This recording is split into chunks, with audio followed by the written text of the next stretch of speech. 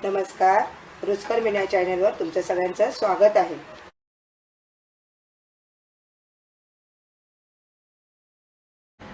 आपण सत्यनारायणाच्या पूजेसाठी प्रसाद बनवतोय। इथे प्रसादासाठी रवा घेतलेला आहे। प्रसाद बनवण्यासाठी तर तो सफेद घ्यावा रवा आणि बारीक असावा।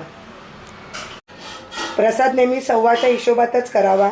1.25 किलो करा, 1.25 किलो करा किंवा 1.25 भांडं घ्या। इथे आम्ही 1.25 भांडं या मेजरमेंटने घेतलेलं आहे। एवढीच आपल्याला साखर घ्यायची आहे। ड्रायफ्रूट आपण आपल्या आवडीनुसार घ्यावा। इथे मी जवळजवळ 2.25 केळी घेतली आहेत, कारण प्रसाद जवळजवळ माझा अर्धा किलोचा आहे, 1.25च्या मापाने। किसमिस घेतलेला आहे। साजूक तूप आपल्याला लागणार, ते पण प्रमाण तेवढंच घ्यायचं आहे। आणि दूध आपल्याला जेवढं आपण भांडं रवा घेणार आहोत त्याच्या डबल आपल्याला दूध घ्यायचं आहे। इथे गॅसवर टोप ठेवलेला आहे तापत, त्यामध्ये आता आपण साजूक तूप टाकतोय। जेवढा रवा घेतलाय तेवढाच आपण तूप घेणार आहोत। तूप आता आपला गरम झालाय, आता आपण यामध्ये रवा घालतोय। रवा आपल्याला छान असा गोल्डन ब्राऊन भाजून घ्यायचा आहे।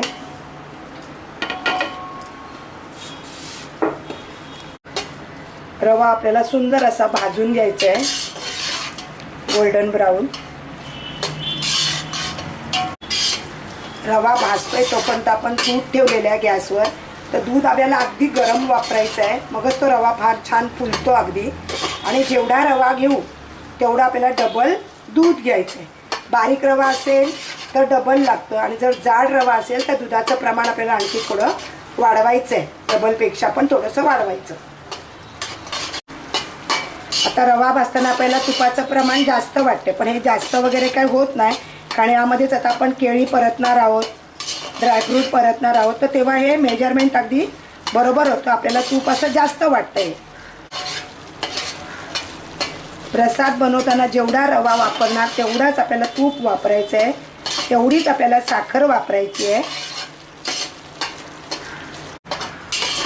रवा अगदी आपल्याला छान गोल्डन ब्राऊन करायचं आहे, अगदी परफेक्ट असा छान परतून घ्यायचं आहे, ना तर मग प्रसाद जरा असा चिकट होतो।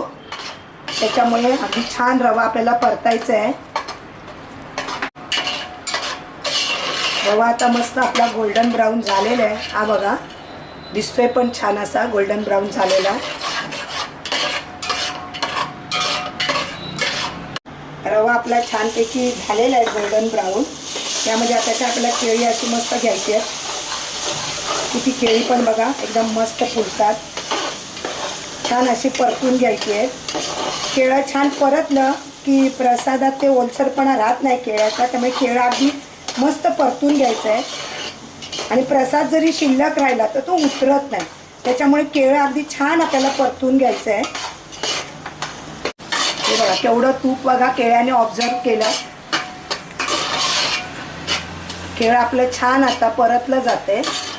यामध्येच आता आपण ड्रायफ्रूट टाकतोय। आधी आपण मनुका टाकूया। मनुका थोड्याशा परतून घ्यायच्या आहेत, छान त्या फुलतात थोड्या। आणि थोड्याशा आपण मनुका हलवून झाल्या की त्यानंतर आपल्याला लगेचच सगळा ड्रायफ्रूट टाकायचं आहे। ड्रायफ्रूट पण छानपैकी परतायचं आपल्याला।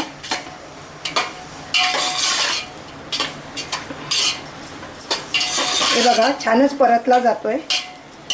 ड्रायफ्रूट वगैरे छान परतलंय। हे बघा गरम दूध असला की असा मस्त फुलतो प्रसाद, किती सुरेख तो बघा।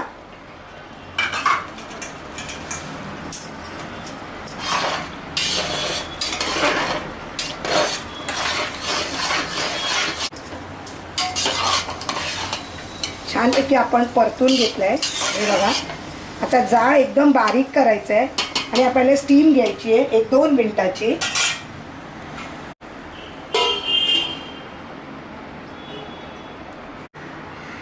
2-3 मिनिटं आपली झालेली आहेत बघा। फार सुंदर अशी वाफ चढलेली आहे। आता याला थोडंसं हलवायचं आहे आपल्याला। छान असं हलवून घ्यायचं, कारण बूड वगैरे आपल्याला खाली लागू नाही द्यायचं आहे.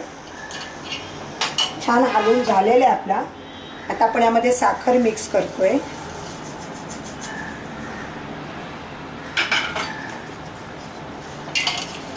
छानपैकी साखर मिक्स करायची आहे. रवा भाजताना गोल्डन ब्राऊन तर आपल्याला करायचाच आहे, पण फार असा डार्क रंग पण रव्याला आणायचा नाही, मग प्रसाद असा फारच आपला लालसर दिसणार. सुंदर असा रंग त्याला आला पाहिजे. फार सुरेख अगदी प्रसाद आपला होतोय. छान आपली साखर मस्त एकजीव झालेली आहे.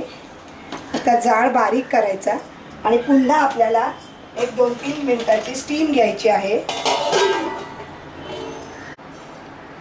आता 1-2-3 मिनिटात झालीत आपली. वा, सुंदर वाफ चढले. साखरही छान आपली खळलेली आहे. आता जाळ अगदीच आपल्याला बारीक ठेवायचं आहे. यामध्ये आता आपण वेलची पूड घालतोय.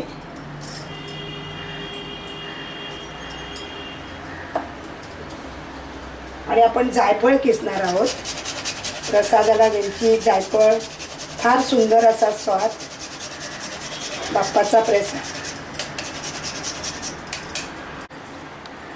आता ही छान आपण हलवून घेतोय. वेलची, जायफळ, साखर ही छान खळलेली आपली. फार सुंदर असा रंग आपल्या प्रसादाला आलेला आहे. फारच छान आणि मऊ लुसलुशीत अगदी प्रसाद झालेला आहे. असाच बाप्पाचा प्रसाद व्हावा, अगदी परफेक्ट. छानपैकी हलवून घेते वेलची, जायफळ टाकून. एकदम मस्त. आता गॅस मी बंद करते.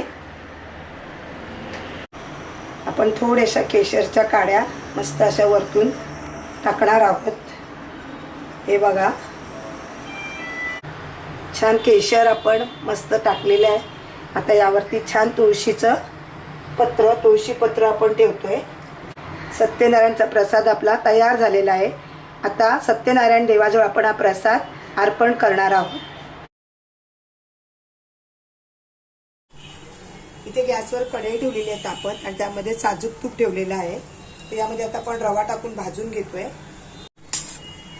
तर रवा आपल्याला छानपैकी गोल्डन ब्राऊन भाजून घ्यायचा आहे. रवा आता आपलं होतोय. आता आम्ही 1/2 किलोच रवा घेतलेला आहे. आपल्याला 1/2 किलो रव्यामध्येच 10 लाडू आणि 10 करंज्या बसवायच्या आहेत. आता रवा मी छान गोल्डन ब्राऊन भाजून घेते. आता मस्त गोल्डन ब्राऊन झालेला आहे रवा. यामध्ये आता काजू, मनुका, बदाम, पिस्ता, चारोळे आपण सगळंच घालतोय. यातल्यातला मी अर्धा रवा काढून घेते. गरमच रवा आहे तर काढते. आतल्यात मस्त ड्रायफ्रूट आपला बनतोय. यातला मी अर्धा रवा काढून घेतलेला आहे. टाकतोय आपण. त्यातला अर्धा जो भाग आहे त्याचे मी लाडू करणार आहे आणि अर्ध्या याचं आपण करंजीचं सारण बनवतोय. तर हे गरमच आहे. यामध्ये सुकं खोबरं पण छान भाजलं जाणार आणि हे थंड झालं की यामध्ये आपण पिठी मिक्स करणार आहोत आणि आपण यापासून करंजा बनवणार आहोत. इथे 1-2 चमचे दुधामध्ये रवा भिजत टाकलाय. यामध्ये आपण थोडंसं साजूक तूप टाकतोय. आपल्याला 10 करंजाच करायच्या आहेत, फार नाही करायच्या आहेत. चवीनुसार आपण मीठ घालतोय. इथे मी मैदा घेतलाय. 1 वाटी आहे मैदा. आपण दूध घेऊन मैदा भिजवतोय.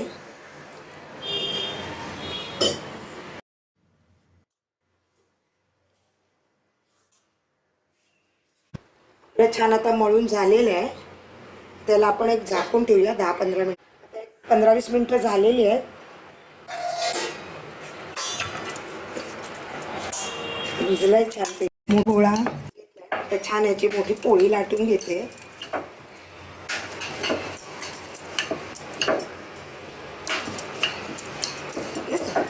पैकी आपली पोळी लाटून झालेली आहे. साजूक तूप टाकते मी. याला तर आपण साठा वगैरे काय लावणार नाही, कॉर्नफ्लॉवर वगैरे. तूप लावूनच असं छान चोळून घेणार आहोत. कारण आपण हे सगळं झटपट करतोय. प्रसाद हे बघा,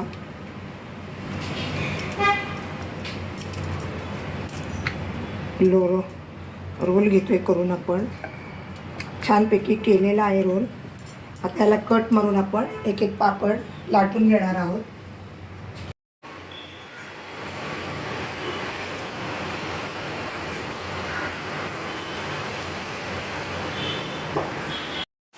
आता आपला हा करंजीचा रवा थंड झालेला आहे. यामध्ये आता साखर घालतोय आपण. एक 70 ग्रॅम मी साखर घेतलेली आहे. हे आता छान आपण मिक्स करणार आहोत.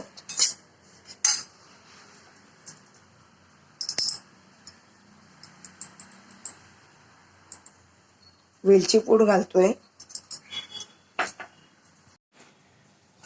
थोडासा जायफळ.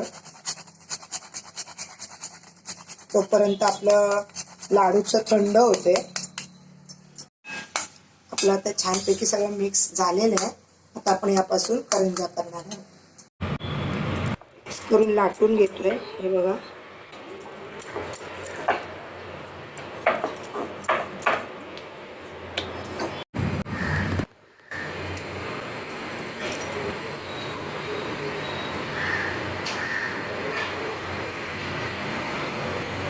बघा आपल्या करंज्या बनवून झालेल्या आहेत. आता आपण या तळून घेतोय. तळून घेतलं आपण. आता उरलेल्या पिठाच्याच आपण पुऱ्या करणार आहोत. एक मोठा पापड मी लाटून घेतलाय आणि यापासूनच आपण पुऱ्या करतोय. तेलामध्ये आपण पुऱ्या तळून घेतोय.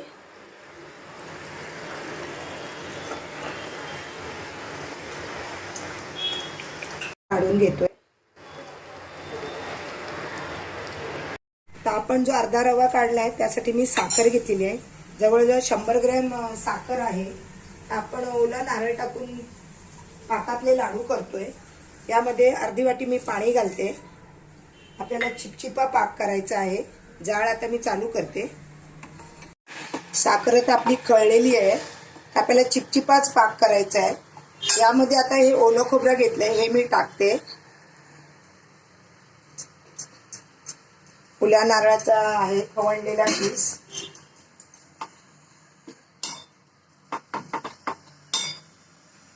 पाक आपल्याला चिपचिपा करायचा आहे. ओलं खोबरं आपलं छानपैकी पाकामध्ये होत आहे. जवळजवळ आपला झालेलाच आहे पाक. आपल्याला चिपचिपा पाक करायचा आहे. अगदी जस्ट तारेला सुरुवात. छानपैकी आपला ओलं खोबरं पण पाकात मस्त शिजलंय. पाकही आता आपला झालेला आहे. आपल्याला चिपचिपाच पाक करायचा आहे. झालाय आता आपला चिकट पाक. आता या पाकातच मी रवा टाकते. छान तो फुगणार आहे. हे बघा मस्त पाकामध्ये रवा आपला दिसतोय. आता याला मी थोडा वेळ असंच ठेवणार. रवा मस्त भिजवून देणार. इथे आपण थोडीशी वेलची पावडर टाकतोय. थोडासा अगदी जायफळ. सुंदर असा बाप्पाचा प्रसाद आपला बनतोय नैवेद्याचा. आता छानपैकी मिक्स केलाय वेलची जायफळ वगैरे. आता हे असंच थोडं मुरू देणार मी. थोड्या वेळाने याचे लाडू बनणार. आपलं आता छान हे थंड झालेलं आहे. तर यापासून आपण लाडू करून घेणार आहोत. आपल्याला छोटे छोटेच बनवायचे आहेत. फार काय असे मोठे नाही बनवायचे. आपल्याला छोटे छोटे लाडू बांधून घ्यायचे आहेत. ओल्या नारळाचे आपले लाडू तयार झालेले आहेत. तर भांड्यामध्ये मी साजूक तूप घेतलेलं आहे. त्यामध्ये शेव टाकलेली आहे. ही शेव थोडी आपण भाजून घेणार आहोत. अगदी थोडीशी शेव करायची आहे. 1-2 वाट्या थोडे परतून घेते मी शेव. त्यामध्ये आता मी ड्रायफ्रूट टाकते. बदाम, काजू वगैरे.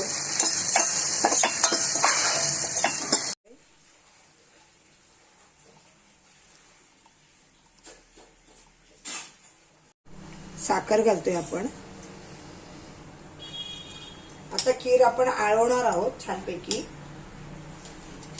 खीर ती आपली छान आळलेली आहे आणि आपली खीर झालेली आहे। यामध्ये मी 2-4 केशरच्या काड्या टाकते।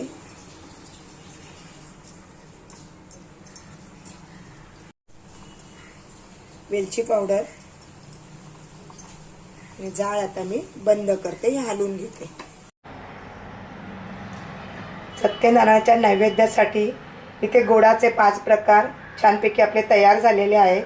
तिथे करंजी केलेली आहे, ओल्या नारळाचे लाडू केलेले आहेत, पुरी आहे, खीर आहे आणि पुरणपोळी ठेवलेली आहे। तर आपण 4 प्रकाराचा व्हिडिओ बनवलेला आहे। पुरणपोळीचा व्हिडिओ मी बनवला नाही, पण बऱ्याच प्रकारच्या पुरणपोळ्या माझ्या यूट्यूबवर अपलोड झालेल्या आहेत। अशा प्रकारे आपले 5 गोडाचे प्रकारांचा महानैवेद्य तयार झाला आहे।